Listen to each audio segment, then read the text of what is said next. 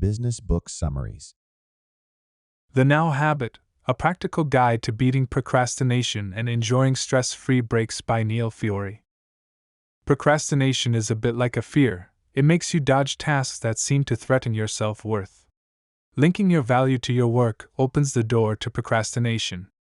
To overcome it, disconnect your self-worth from your tasks. Be kind to yourself, regardless of criticism. Choose to start tasks because you want to, not because you have to finish them. This breaks the cycle of procrastination. Before we delve further, remember that we regularly share new content. Don't forget to subscribe to our channel Business Book Summaries and hit the notification bell for the latest updates. Recognize the 5 stages of procrastination and the anxiety that comes with it. Issues tied to procrastination, like overworking and perfectionism, can result in feeling overwhelmed. Modern technology, such as computers and phones, offers tempting distractions for procrastinators. Appreciate the importance of taking breaks, having vacations, exercising, and scheduling guilt-free play. This gives your unconscious mind the space to be creative and solve problems. Deciding to start a task doesn't require you to be confident or highly motivated. It's an executive decision made by your mature self. The unscheduled method encourages you to begin work sooner by safeguarding time for leisure. It's not just about to-do lists, it's like punching a time clock for 15 to 30 minutes of focused work. This helps you see progress and curtails procrastination. To beat procrastination, decide when and what to start for 15 to 30 minutes, sending clear signals to your body and brain. Managing procrastination requires making statements that guide and direct your actions. The procrastination coping mechanism. To help procrastinators, use positive statements instead of saying they have to finish all of this work perfectly. Encourage them to choose when to start and aim to have a draft by 4 p.m. Provide positive feedback on their progress, avoiding overwhelming and distant deadlines. Procrastination might seem like a weird way of coping, but it's actually an ineffective method. While procrastinators may meet deadlines, the quality of their work suffers. Criticizing them doesn't help, it only reinforces their self-criticism. Procrastination is often a habit developed to deal with anxiety about starting or completing tasks. It stems from low self-esteem, perfectionism, fear of failure and success, indecisiveness, a lack of work-play balance, ineffective goal setting, and negative beliefs about work and oneself. Instead of focusing on the task, procrastinators dwell on what's wrong with them.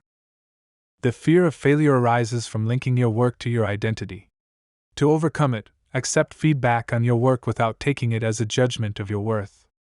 Fear of success occurs when finishing a task leads to higher expectations and more work, often with little recognition or praise. 3 major fears contribute to procrastination: the terror of being overwhelmed, fear of failure, and fear of not finishing. Procrastination can be a passive-aggressive way of rebelling against authority, even if that authority is yourself. To break the cycle, shift your focus from what might go wrong to simply doing the task at hand. Instead of putting things off using your old, outdated coping strategy, try a new approach. Focus on safety and concentration in just 3 deep breaths. When you exhale, signal to your body and brain that it's safe to relax. This helps turn off stress hormones and releases energy, just like a champion athlete gearing up for performance. Instead of waiting for a real threat, like a deadline, to break free from perfectionism, use it as a motivator. Don't fall into the trap of saying, "I work best at the last minute." You don't need to be perfect, just do your best without worrying about criticism. Don't use the last-minute excuse, break the cycle by starting early, even if it's just 5 minutes. Inoculate yourself against the fear of procrastination by breaking through inertia and getting your brain working for you.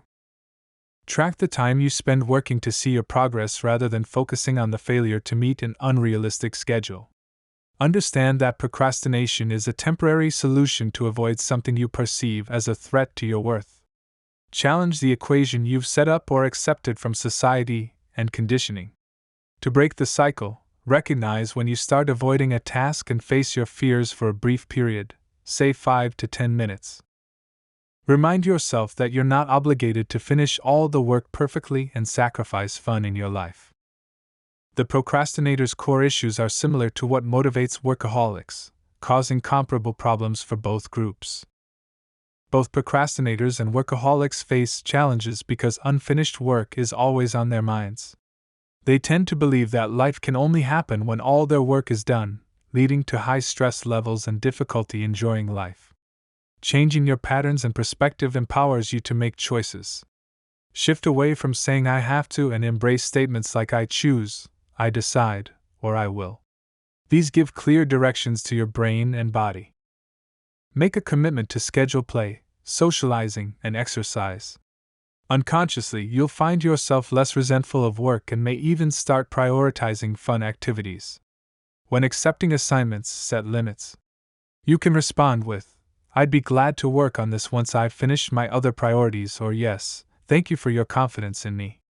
Please let me know what I can delegate to make this a high priority. End the cycle of feeling like a failure by guaranteeing everything will go perfectly before starting a project. Instead, embrace the idea that a successful person is willing to take reasonable risks. As you set boundaries, you eliminate the trap of victimhood and resentment that often leads to procrastination. Give yourself choices, avoid using have to or should language, and adopt new ways to discuss enjoyable activities while clarifying which tasks feel burdensome. Learn to say no to assignments you feel you should take, preventing the reinforcement of self-criticism at the root of procrastination. Use these 5 strategies assertively and non-defensively to change your perspective. 1. Instead of saying I have to, choose to say I choose to. You don't have to want to, you can choose the consequences of starting or procrastinating. Shift your focus from finishing assignments to thinking about when to start. Ask yourself, what can I do now that will make this easier for my future self? 2. Identify the small steps of a larger project. Don't obsess over a huge demanding task, break it down into manageable steps. Focus on your human abilities rather than perfectionist expectations. Be compassionate towards doing your best work, and avoid self-criticism about your perceived inadequacies. 3. Recognize that you need time to be alone, exercise, and enjoy time with family and friends. Common blocks to action, like procrastination, allow you to avoid disliked work, but the associated anxiety rarely brings enjoyment. Avoid punishing yourself by working all the time. Instead, encourage yourself with rewards or events to look forward to after completing a task. 4. Successful people understand the value of time away from work. Recreation is a chance to feel recreated, re-energize yourself, and be ready for serious work. Some of the most essential and complex learning and work happen during play. 5. The perfectionist fear of criticism hampers self-assurance, making accomplishing tasks difficult. Boost your confidence by recognizing your situation, assessing your options, and pursuing them productively. Ask yourself if you have other choices, consider the worst possible outcome, reflect on what you would do, and find things you can do now to feel safer. Identify steps that help you start working. Pinpoint the specific activities that contribute to your goal of starting a project. Create a schedule and break down the project into segments. Use a reverse calendar to think about the large project in smaller steps, making it more manageable. People often avoid daunting tasks, but facing the situation for even just 30 seconds can help combat fear of incomplete tasks leading to procrastination. Use affirmations during a positive self-affirming conversation to shift and detach from fear. Find an approach that helps you begin. Some procrastinators start with the most rewarding activity. Stop preparing excessively and start taking action, even if it's not at full speed. Understand your task and how to do it, and take breaks. Recognize that others involved may not share your perfectionist tendencies. Getting the job done is more important. Overcoming the inertia of starting is often the most challenging step. Practice by doing a required activity for only 30 minutes. Create an unschedule, a calendar of committed recreational activities that divides the week into manageable pieces with breaks, meals, scheduled socializing, and play. Prioritize planned recreation first. This provides a record of your dedicated work time, guilt-free time for recreation, and a realistic look at the available time for work. Consider these unscheduled guidelines. Scheduled social commitments, meals, sleep times, exercise periods, and routine elements like commutes, medical visits, and classes should be noted in your unschedule. Log every half hour of work, but only after working a full 30 minutes. Provide yourself a reward or switch to a more enjoyable task after 30 minutes of sustained work. Count the hours of work each week to recognize the time you invest.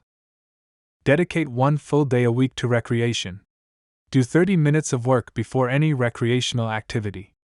Focus on each start time rather than the end time of a task. Understand that each positive experience when starting an activity brings you closer to the end. Achieving small tasks will ultimately lead you to your larger goals. Approach goals with small tasks. Don't think about reading a whole book, start with one chapter and read for a focused 30 minutes. If you're stuck, push through for an additional 5 minutes and seek a solution. One of the most harmful consequences of procrastination is delaying living. After tracking your schedule for 2 weeks, notice your most productive times and center your activities on those days. Setbacks are normal, but plan for them. If you procrastinate, analyze what triggered the stall and how it made you feel.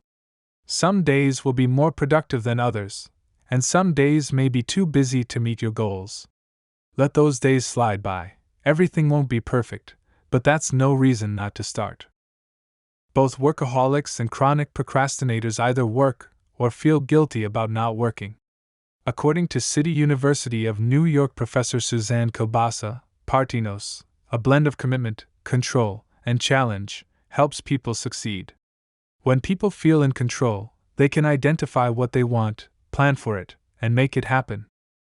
They accept ongoing change as a variation of their plans and value time spent with family and friends, seeing it as enhancing their ability to perform better at work. Supervising procrastinators at work.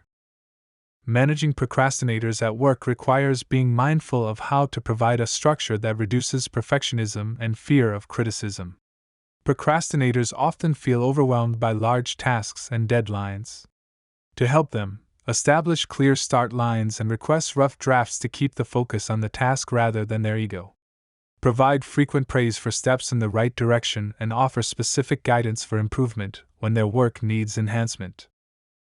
Avoid threatening or disparaging remarks, as these can worsen their procrastination. When providing feedback, emphasize how their work contributes to the final product.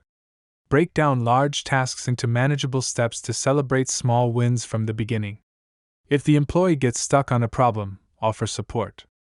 Instead of just demanding completion by the deadline, engaging with them increases the likelihood of achieving positive results for both of you. Remember, procrastination is not a character defect. Author Neil Fiore is a licensed psychologist and a management consultant for industrial, educational, and healthcare organizations. He shares his expertise through extensive publications and frequent appearances on radio and television. We're keen to hear your thoughts on our content. Feel free to share your opinions or recommend books in the comments section. Don't forget to subscribe to our channel Business Book Summaries and hit the notification bell to stay updated with our latest summaries. Thank you, and have a wonderful day.